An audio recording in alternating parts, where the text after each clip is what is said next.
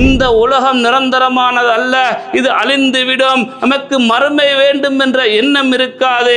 அவர்கள் தான் செய்யக்கூடிய இபாதத்துக்குரிய கூலியை மிக விரைவாக இந்த உலகத்தில் பெற்றுக்கொள்ள விரும்புவார்கள். நாம் செய்யக்கூடிய இபாதத் வீணாக கூடாது என்று சொன்னால் என்ன, பள்ளிக்கு நடந்து வாரீர்கள் என்று கேட்டால் உடம்பை குறைக்க வேண்டும், டாக்டர் சொல்லியிருக்கின்றார் உங்களுக்கு சுகர் இருக்கின்றது, கொஞ்சம் நடங்க, வாகனத்தில் போகாதீங்க, அதனால நடந்து வாரது இது ஒரு ஷிர்கா, இது வழிகேடா, இது இணை வைப்பதா என்று கூட நாம் நினைத்து பார்ப்பதில்லை. யார் ஒருத்தர் யுத்தம் செய்கின்ற சந்தர்ப்பத்தில் ஷஹீதுடைய பட்டத்தையும் எதிர்பார்க்கின்றார், அதே போன்று அவர் வீர மரணம் அடைந்தவர் என்று வரலாறில் பேசப்பட வேண்டும் என்றும் ஆசைப்படுகின்றார் என்று இருந்தால் இந்த உலகம் வேண்டாம். இந்த உலகம் ஏமாற்றக்கூடியது, பொய், நிரந்தரம் அல்ல. நம்முடைய வாழ்வில் நாம் செய்யக்கூடிய இபாதத் வீணாக கூடாது என்று சொன்னால், நாம் பட்ட கஷ்டத்துக்கு நாம் பிரதிபலன் அடைய வேண்டும் என்று சொன்னால், அஊது பில்லாஹி மின் ஷுரூரி அன்ஃபுஸினா வ மின் ஸய்யிஆத்தி அஅமாலினா மை யஹ்திஹில்லாஹு ஃபலா முضில்ல லஹு வ மை யுضللஹு ஃபலா ஹாதிய லஹு வ அஷ்ஹது அன் லா இலாஹா இல்லல்லாஹ் வ அஷ்ஹது அன்ன முஹம்மதன் அப்துஹு வ ரசூலுஹு. அல்லாஹும்ம ஸல்லி அலா முஹம்மத் வ அலா ஆலி முஹம்மத் கமா ஸல்லைத அலா இப்ராஹீம வ அலா ஆலி இப்ராஹீம இன்னக ஹமீதும் மஜீத். அல்லாஹும்ம பாரிக் அலா முஹம்மத் வ அலா ஆலி முஹம்மத் கமா பாரக்த அலா இப்ராஹீம வ அலா ஆலி இப்ராஹீம இன்னக ஹமீதும் மஜீத். அம்மா பஅத். فقد قال الله تعالى في محكم تنزيل أعوذ بالله من الشيطان الرجيم بسم الله الرحمن الرحيم يا أيها الذين آمنوا اتقوا الله حق تقاته ولا تموتن إلا وأنتم مسلمون صدق الله العظيم. சர்வ புகழும் புகழ்ச்சியும் என்றென்றும் எங்கள் ரப்பு அல்லாஹ்வின் மீது உரித்தாகட்டும். அல்லாஹுடைய சாந்தியும் சமாதானமும் என்று சொல்லக்கூடிய சலாத்தும் வசலாமும் எங்கள் தலைவர் முஹம்மது ஸல்லல்லாஹு அலைஹி வஸல்லம் அவர்கள் மீதும், அவருடைய வாழ்வை தம்முடைய வாழ்க்கையில் எடுத்து நடந்த சஹாபாக்கள், தாபிஈன்கள், தபா தாபிஈன்கள், அதே போன்று இன்று வரை வாழ்ந்து கொண்டிருக்கக்கூடிய அல்லாஹ்வின் அனைத்து நல்லடியார்கள் மீதும் என்றென்றும் உண்டாகட்டும். அல்லாஹ் சுப்ஹானஹு வ தஆலா எந்த விடயங்களை எடுத்து நடக்கும்படி நமக்கு ஏவி இருக்கின்றானோ அவ்வாறான விடயங்களை எடுத்து நடக்கும்படியும், எந்தெந்த விடயங்களின்பால் நெருங்க வேண்டாம், இதை செய்ய வேண்டாம் என்று விலக்கி இருக்கின்றானோ அவ்வாறான விடயங்களிலிருந்து விலகிக் கொள்ளுமாறும் எனக்கும் உங்களுக்கும் நான் தக்வாவை கொண்டு வசியத்து செய்து கொள்கின்றேன். அல்லாஹ்வின் நல்லடியார்களே, அல்லாஹ் சுப்ஹானஹு வ தஆலா நம் அனைவருடைய இந்த ஒன்று கூடலை கபூல் செய்து கொள்ள வேண்டும். அதே போன்று நாம் எவ்வாறு ஒன்று கூடியிருக்கின்றோமோ ஜன்னத்துல் ஃபிர்தௌஸுல் அலா, உயர்தரமான அந்த ஃபிர்தௌஸ் என்று சொல்லக்கூடிய அந்த சுவனத்தில் நம் அனைவரையும் அல்லாஹ் சுப்ஹானஹு வ தஆலா ஒன்று சேர்த்தருள் புரிவானாக. அல்லாஹ்வின் நல்லடியார்களே, இன்றைய ஜும்மாவுடைய தலையங்கமாக வழங்கப்பட்டிருக்கக்கூடிய தலையங்கம்தான் இந்த உலக ஆசையோடு நாம் இபாதத்தை செய்வது. நாம் இபாதத் செய்வதற்காக வேண்டி படைக்கப்பட்ட சமுதாயமாக இருந்து கொண்டிருக்கின்றோம். அல்லாஹ் சுப்ஹானஹு வ தஆலா குர்ஆனில் கூறிவிட்டான், வமா ஹலக்துல் ஜின்ன வல் இன்ஸ இல்லா லியஅ்புதூன். நாங்கள் ஜின் வர்க்கத்தையும் அதே போன்று மனித வர்க்கத்தையும் இந்த உலகத்தில் இபாதத் செய்வதற்காகவே நாங்கள் படைத்திருக்கின்றோம், வேறு எதற்காகவும் நாங்கள் அவர்களை படைக்கவில்லை என்று அல்லாஹ் சுப்ஹானஹு வ தஆலா திட்ட தெளிவாக குர்ஆனில் கூறியிருக்கின்றான். அதை நாம் மனதில் பதித்து வைத்து கொள்ள வேண்டும். இந்த உலகத்துக்கு நாம் படைக்கப்பட்டிருப்பது ஏதோ வாழ்ந்துவிட்டு செல்வதற்காகவோ, அல்லது 4 பணம் காசை சம்பாதித்து விட்டு மரணித்து செல்வதற்காகவோ, அல்லது நமக்கு ஏற்ற போன்று நம்முடைய பரம்பரையை உருவாக்கிவிட்டு மரணித்து செல்வதற்காகவோ அல்ல. அல்லாஹ் சுப்ஹானஹு வ தஆலா நம்மளை இந்த உலகத்தில் படைத்திருக்கின்றானா, அதுவும் மனித வர்க்கமாக கண்ணியமிக்க அந்த இனமாக படைத்திருக்கின்றான் என்று சொன்னால் நாம் அவனை வணங்க வேண்டும், நாம் அவனுடைய திருப்பொருத்தத்தை பெற்றுக்கொள்ள வேண்டும். அதன் மூலம் நாம் கியாமத்துடைய நாளில் சுவனம் நுழைந்து அந்த சுவனத்தில் உள்ள அனைத்து சுவண்டிகளையும் நாம் அனுபவிக்க வேண்டும் என்பதற்காகவே தவிர அல்லாஹ் சுப்ஹானஹு வ தஆலா நம் அனைவரையும் படைத்திருக்கின்றான் என்பதில் எந்தவித சந்தேகம் இல்லை. ஆகைதான் அல்லாஹ்வின் நல்லடியார்களே, அவ்வாறு அல்லாஹ் நம்மளை இபாதத் செய்வதற்காக, அவனை வணங்குவதற்காக படைத்திருக்கின்றான் என்று சொன்னால் நாம் நம்முடைய இபாதத்தை அவனுக்காக வேண்டி மாத்திரம் அமைத்து கொள்ள வேண்டும். நம்முடைய இபாதத்தை அல்லாஹ் தவிர்ந்த யாரையும் நாம் பின்பற்றக்கூடாது. கண்மணி நாயகம் ஸல்லல்லாஹு அலைஹி வஸல்லம் அவர்கள் இவ்வாறு இபாதத் செய்தால் அல்லாஹ் உங்களுடைய இபாதத்தை ஏற்றுக்கொள்வான், உங்களுக்கு சுவனத்தை தருவான், நீங்கள் அல்லாஹுடைய நேசர்களாக ஆக முடியும் என்று நமக்கு வழிகாட்டியிருக்கின்றார்கள். அவ்வாறு நாம் சரியான முறையில் வெறுமெனவே அல்லாஹுக்காக வேண்டி மாத்திரம், அல்லாஹுடைய திருப்பொருத்தத்தை மாத்திரம் நாம் வேண்டி இபாதத்தில் ஈடுபடுவோம் என்று சொன்னால் நிச்சயமாக நாம் வெற்றியாளர்கள். இதற்கு மாற்றமாக என்னை யாராவது ஊரில் உள்ளவர்கள் தொழுகையாளி என்று சொல்ல வேண்டும், அல்லது நான் ஜிஹாது செய்யக்கூடிய நல்ல வீரன் என்று சொல்ல வேண்டும், அல்லது நான் பணங்களை கொடுத்தால் மக்களுக்கு மத்தியில் என்னை பார்த்து மக்கள் கொடையாளி என்று பேச வேண்டும், அல்லது பசி இருந்து நோன்பு நோற்றால் அல்லாஹுவை வணங்குகின்றார், இரவு முழுக்க நின்று தன்னுடைய இருக்கக்கூடிய சொத்துக்களை அனைத்தையும் வாரி வாரி வழங்குகின்றார், இவர் நல்லவர் என்று பேச வேண்டும் என்பதற்காக நாம் இபாதத் செய்வோமாயின் அல்லாஹ் சுப்ஹானஹு வ தஆலா அந்த இபாதத்தை ஏற்றுக்கொள்ள மாட்டான் என்பதில் எந்தவித சந்தேகம் இல்லை. எங்களுடைய இபாதத் இந்த துன்யாவுடைய நோக்கத்துக்காக இருக்கக்கூடாது. எங்களுடைய அனைத்து இபாதத்துக்களும் அல்லாஹுடைய திருப்பொருத்தத்துக்கும் அல்லாஹ்வால் வழங்கக்கூடிய அந்த சுவனத்துக்காக வேண்டி இருக்க வேண்டும் என்று அல்லாஹ் சுப்ஹானஹு வ தஆலா எதிர்பார்க்கின்றான். எந்த அளவுக்கு என்று சொன்னால் குர்ஆனில் அல்லாஹ் நபியை பார்த்து கூறுகின்றான், வலக்கத் ஊஹிய இலைக்க வ இலல்லதீன மின் கப்லிக, ஏ நபியே உங்களுக்கு வஹி அளிக்கப்பட்டிருக்கின்றது, அதே போன்று உங்களுக்கு முன்னால் வாழ்ந்த அந்த நபிமார்களுக்கும் வஹி அருளப்பட்டிருக்கின்றது. லைன் அஷ்ரக்த, நீங்கள் எனக்கு நிகராக யாரையாவது இணை வைத்து வணங்குவீர்கள் என்று சொன்னால் லயஹ்பதன்ன அமலுக வலதகூனன்ன மினல் காசிரீன், நீங்கள் செய்கின்ற அனைத்து வணக்க வழிபாடுகளும் எந்தவித பிரயோசனமற்ற இபாதத்தாக ஆகிவிடும். அதே போன்று நீங்கள் அந்த மறுமையுடைய நாளில் நஷ்டவாளிகளாக ஆகிவிடுவீர்கள். அல்லாஹ்வின் நல்லடியார்களே, இந்த வசனத்தில் நாம் சிந்திக்க வேண்டும். இதில் முகாத்தப் அல்லாஹ் எதிர்நோக்கி கூறுவது எங்களுடைய தலைவர் முஹம்மது ஸல்லல்லாஹு அலைஹி வஸல்லம் அவர்களை பார்த்து அல்லாஹ் சொல்கின்றான், ஏ நபியே உங்களுக்கு வஹி அருளப்பட்டிருக்கின்றது, நீங்கள் என்னை விட்டு வேற யாரையும் இபாதத் செய்து விடாதீர்கள். அவ்வாறு செய்தால் உங்களுடைய அனைத்து அமல்களும் வீணாகிவிடும், நீங்கள் அந்த மறுமை நாளில் நஷ்டவாளியாக ஆகிவிடுவீர்கள் என்று அந்த நபியை பார்த்து அல்லாஹ் சொல்கின்றான் என்று சொன்னால் அல்லாஹ்வின் நல்லடியார்களே, சாத்தியமே இல்லை. நபி அவர்கள் அல்லாஹுவை விட்டு வேற யாரின் பக்கமும் உதவி தேடவும் இல்லை, யாருடைய ஆதரவையும் எதிர்பார்க்கவும் இல்லை. நாம் அனைவரும் அறிந்த விடயம். அவர்களை பார்த்தே அல்லாஹ் இந்த வசனத்தை கூறியிருக்கின்றான் என்று சொன்னால் நம்முடைய இபாதத்தை நாம் வெறுமெனவே அல்லாஹுக்காக வேண்டி நாம் அமைக்க வேண்டும் என்ற அந்த விடயத்தில் நாம் எவ்வளவு முயற்சி செய்ய வேண்டும். ஏனென்று சொன்னால் நபிக்கு இந்த எச்சரிக்கை என்று சொன்னால் அவர் யாரையும் அல்லாஹ்வை தவிர யாரையுமே வணங்கக்கூடியவர் அல்ல.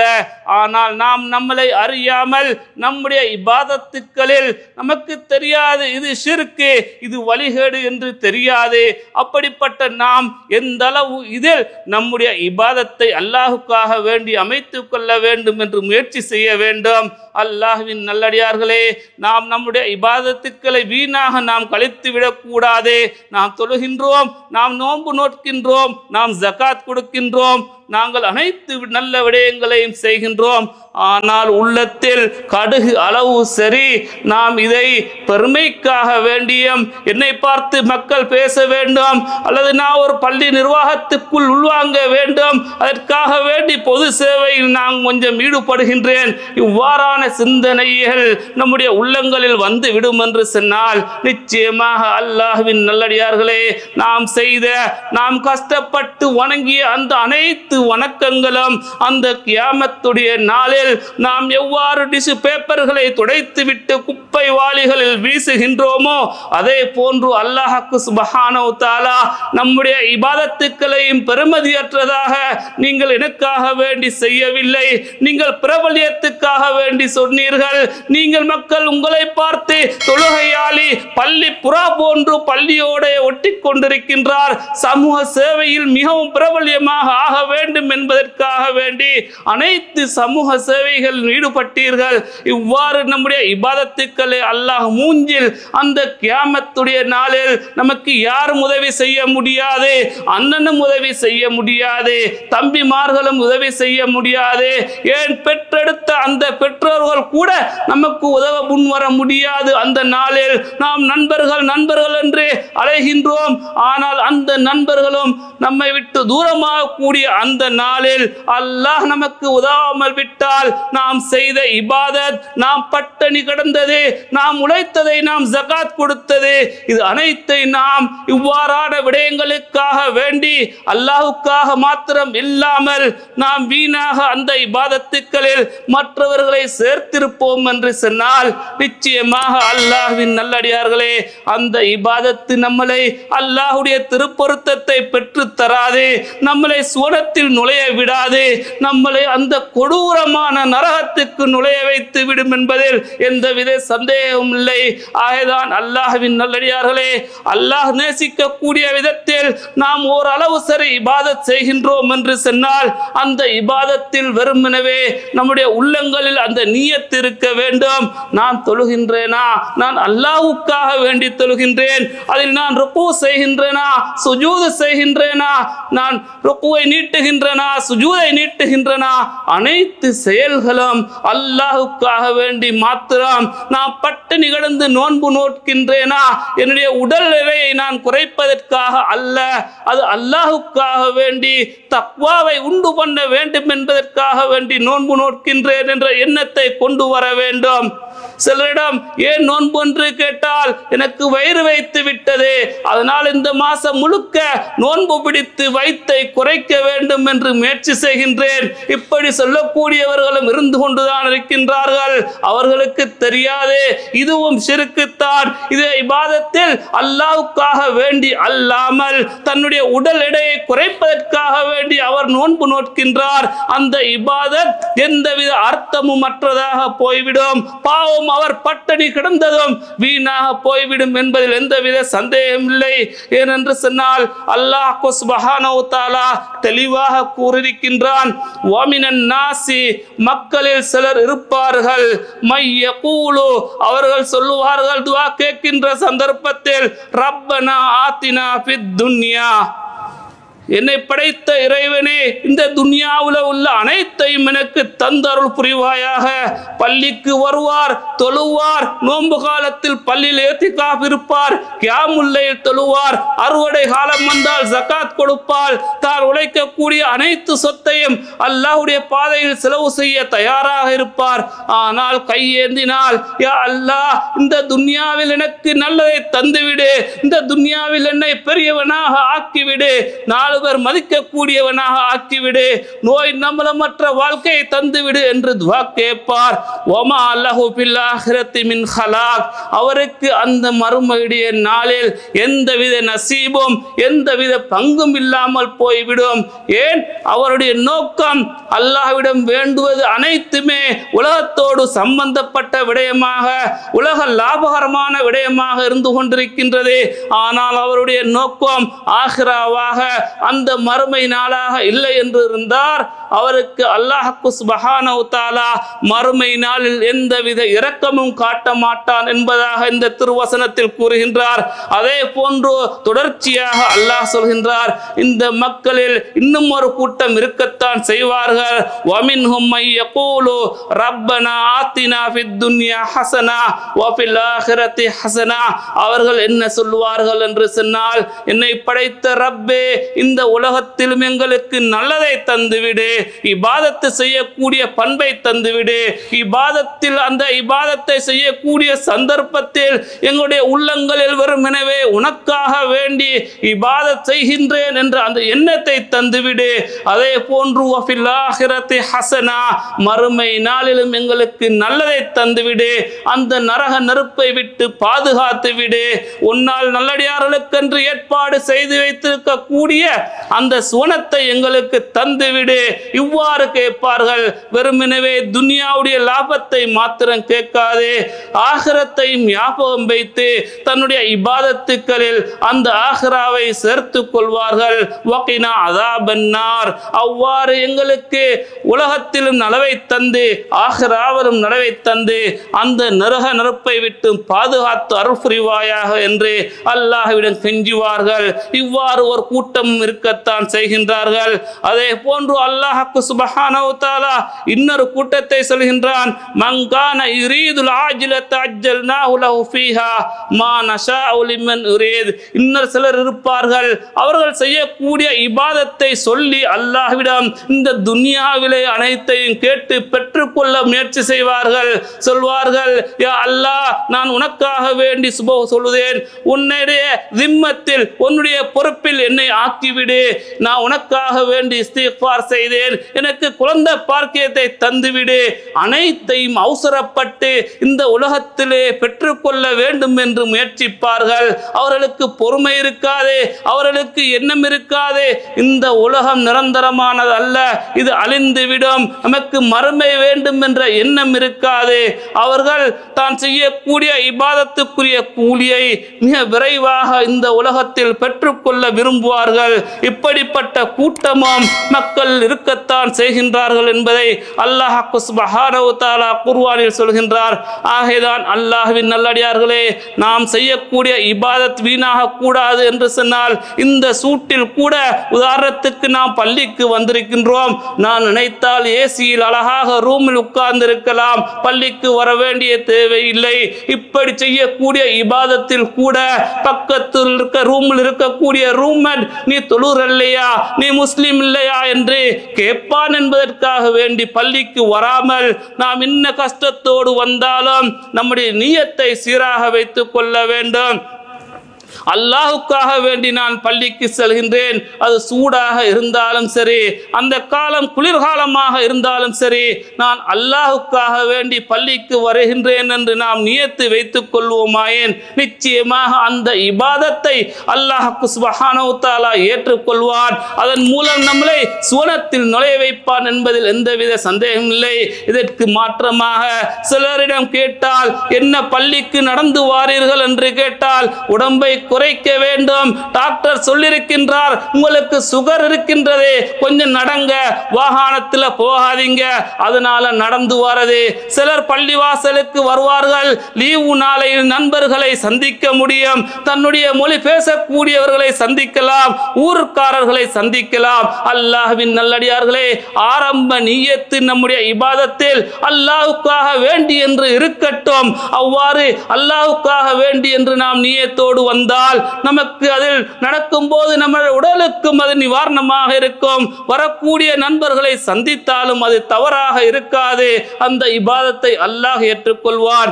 ஆனால் மாற்றமாக நாம் புறப்பட்டு நண்பனை மாத்திரம் சந்திக்கக்கூடிய நோக்கத்தில் பள்ளி வாசலுக்கு வருவோம் என்றிருந்தால் நிச்சயமாக அந்த இபாதத்தில் அல்லாஹ்விடம் ஏற்றுக்கொள்ளப்படக்கூடாத இபாதத்தாக ஆகிவிடும் என்பதை நாம் மனதில் பகிர்ந்து கொள்ள வேண்டும். நமக்கு தெரியாது இவ்வாறான விடயங்களும் ஷிர்க்குத்தான். இது அல்லாஹ்வை விட்டு விட்டு வேறொருவரை நாம் பின்பற்ற செல்கின்றோம் என்று நாம் இதை எண்ணுவது கூடு அல்ல. ஏன் நாம் கருதுவதே இது ஒரு சின்ன விடயம்தானே, இது ஒரு ஷிர்கா, இது வழிகேடா, இது இணை வைப்பதா என்று கூட நாம் நினைத்து பார்ப்பதில்லை. அல்லாஹ்வின் நல்லடியார்களே, அந்த கியாமத்துடைய நாளில் நம்முடைய எண்ணங்களை வைத்துதான் அல்லாஹ் நமக்கு கூலி தர காத்திருக்கின்றான். அவ்வாறு அந்த எண்ணங்கள் அல்லாஹ் அல்லாஹுக்காக வேண்டி இல்லாமல் அந்த இபாதத் இந்த உலகத்தில் நம் மூலம் நிகழும் என்று சொன்னால் அந்த இபாதத் அந்த கியாமத்துடைய நாளில் பெருமதி அற்ற இபாதத்தாக ஆகிவிடும் என்பதில் எந்தவித சந்தேகம் இல்லை. ஏனென்று சொன்னால் அந்த சஹாபாக்கள் அவர்களுடைய வாழ்க்கையில் முழுக்க முழுக்க இந்த துன்யாவை மறந்து இருந்தார்கள். ஆனால் அல்லாஹ் அவர்களுக்கு துன்யாவை கொடுத்தான், அவர்களுக்கும் பொருளாதாரத்தை கொடுத்தான். ஹஸ்ரத் உஸ்மான் ரலியல்லாஹு அன்ஹு அவர்களிடம் இல்லாத இஹ்லாஸா, அவர்களிடம் இல்லாத அந்த அல்லாஹ்வுடைய திருப்பொருத்தமா, அவருக்கு எவ்வளவோ சொத்தை அல்லாஹ் வழங்கி இருந்தான். அப்துர் ரஹ்மான் இப்னு அவுஃபுடைய வரலாறை பார்த்தால் மிகவும் பெரிய ஓர் பணக்காரராக நிகழ்ந்தார். அவரிடமும் அல்லாஹுக்காக வேண்டி என்ற எண்ணம் இருந்தது. எது செய்தாலும் அல்லாஹ்வுடைய திருப்பொருத்தத்தையே நினைத்து செய்வார்.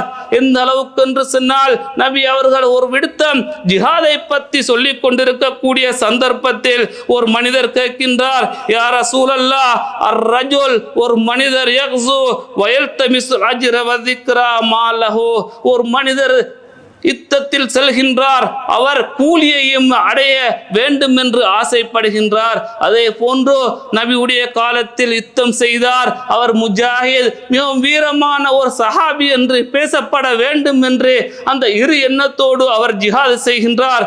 அப்படி இருந்தால் இதில் அவருக்கு ஏதாவது கிடைக்குமா யா ரசூலல்லாஹ், அவருடைய அந்த எண்ணத்தின் மூலம் அந்த ஜிஹாத் ஏற்றுக்கொள்ளப்படுமா யா ரசூலல்லாஹ் என்று கேட்க நபி அவர்கள் சொல்கின்றார்கள், அன்னஹு லைஸ லஹு ஷைஉன் இன்தல்லாஹ் லிஅன்னஹு அஷ்ரக துன்யா ஃபி அமலிஹி ذلك. அவ்வாறு யார் ஒருத்தர் யுத்தம் செய்கின்ற சந்தர்ப்பத்தில் ஷஹீதுடைய பட்டத்தையும் எதிர்பார்க்கின்றார், அதே போன்று அவர் வீர மரணம் அடைந்தவர் என்று வரலாறில் பேசப்பட வேண்டும் என்றும் ஆசைப்படுகின்றார் என்று இருந்தால் அவருடைய அந்த ஷஹாதத்து ஏற்றுக்கொள்ளப்படாது என்று நபி அவர்கள் சொன்னார்கள். காரணம் சொன்னார்கள், துன்யாவுடைய அல்லாஹ்வுடைய விடயத்தில் அவர் உலகத்தில் மக்கள் பேச வேண்டும் என்ற அந்த இணை வைப்பை அவர் சேர்த்திருக்கின்றார். அதனால் அவருடைய அந்த இபாதத்தை அல்லாஹ் ஏற்றுக்கொள்ள மாட்டான். அவர் ஜிஹாத் செய்ததில் எந்தவித பிரயோசனமும் இல்லை என்பதாக கண்மணி நாயகம் ஸல்லல்லாஹு அலைஹி வஸல்லம் அவர்கள் தெளிவுபடுத்தியிருக்கின்றார்கள். அதே போன்றுதான் அல்லாஹ்வின் நல்லடியார்களே, நபிகள் நாயகம் ஸல்லல்லாஹு அலைஹி வஸல்லம் அவர்களுடைய காலத்தில் புதிதாக இஸ்லாத்தை ஏற்றுக்கொள்வதற்காக ஒரு கிராமப்புறத்தில் இருந்து ஒரு அரபி, காட்டரபி என்று சொல்லுவோம் அல்லவா, ஒரு பது என்று சொல்லுவோம் அல்லவா, அவ்வாறு கிராமப்புற அரபி ஒன்று வருகின்றார். வந்து நபி அவர்களிடம் கேட்கின்றார், யா ரசூலல்லாஹ், நான் ஈமான் கொள்ள போகின்றேன், நான் உங்களை பற்றி கேள்விப்பட்டிருக்கின்றேன், என்னை ஏற்றுக்கொள்ளுங்கள் என்று நபி அவர்களிடம் மூலம் ஈமான் கொள்கின்றார். அதே போன்று தொழுகையை கற்கின்றார்.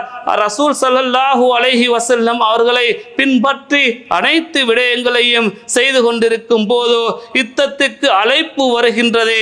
அந்த சஹாபி, புது சஹாபி, இஸ்லாத்தை பற்றி சரியாக தெரியாது, யுத்தத்துக்கு அனுப்புகின்றார்கள், திரும்பி வருவோமா என்று கூட தெரியாது, நாம் எண்ணிக்கையிலும் குறைவாக இருக்கின்றோம், நம்மிடத்தில் ஆயுதங்களும் இல்லை, குதிரை படைகளும் இல்லை, ஆனால் எதிரிகள் எண்ணிக்கையில் அதிகமாக இருக்கின்றார்கள், அனைத்து விதமான பலமும் அவர்களிடம் இருக்கின்றது. அவ்வாறு இருந்தும் அவருடைய அந்த இஹ்லாஸின் காரணமாக அவர் ஜிஹாதுக்கு முன் செல்கின்றார். அந்த ஜிஹாதில் சென்று முஸ்லிம்களுக்கு வெற்றி கிடைக்கின்றது.